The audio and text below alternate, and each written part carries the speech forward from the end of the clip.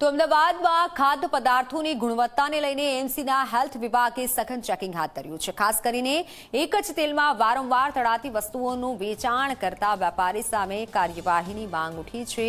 એસનપુર વિસ્તારમાં આવેલા જલારામ ખમણ હાઉસમાં તપાસ દરમિયાન સ્વાસ્થ્ય માટે હાનિકારક તેલના ઉપયોગની સામે કાર્યવાહી કરી તેને સીલ કરવામાં આવ્યું। તપાસમાં તેલમાં ટીપીસીનું પ્રમાણ 24ની મર્યાદાની સામે 38 સુધી નોંધાયું હોવાનું સામે આવ્યું।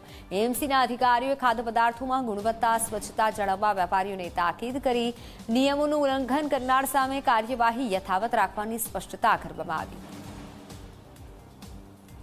જે ઈસનપુરમાં જલારામ ખમણના નામે પ્રખ્યાત ફરસાણવાળા છે તેમના યુનિટનું ચેકિંગ કરવામાં આવ્યું હતું અને 38.5 સુધીનું ટીપીસી કાઉન્ટ જોવા મળેલ, જે લોકોના આરોગ્ય પર અને ખાસ કરીને હાર્ટ ડિસીઝ વધુ પ્રમાણમાં થવાની શક્યતા આ પ્રકારના તેલનું સેવન અથવા ફરસાણનું સેવન કરવામાં આવે તો તેની શક્યતા રહેલી છે।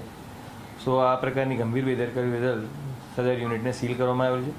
કોર્પોરેશન દ્વારા આગામી સમયમાં પણ જે ફરસાણના યુનિટો છે કે જે આ પ્રકારના વ્યવસાયમાં જોડાયેલા છે, જેને ખાદ્ય તેલનો ઉપયોગ ફ્રાઈંગ માટે કરવામાં થતો હોય છે, તેનો સતત ચેકિંગ કરવામાં આવશે અને જો આ પ્રકારના બેદરકારી જોવા મળશે તો યુનિટને સીલ કરવામાં આવશે। તે આપના માધ્યમથી હું તમામને જણાવવા માંગુ છું।